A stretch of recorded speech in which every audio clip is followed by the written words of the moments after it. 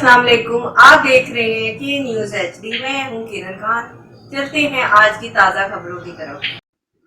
खबरों का सिलसिला आगे बढ़ाते हुए रुक करेंगे साहिवाल का।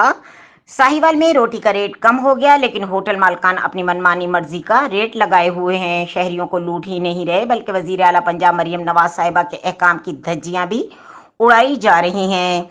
साहिवाल टीचिंग अस्पताल के सामने अलमुरीद होटल ने ही इन होटल मालकान के बाहर 13 रुपए रोटी फ्लैक्स मेंशन किया हुआ है और ना ही 13 रुपए में रोटी दे रहे हैं।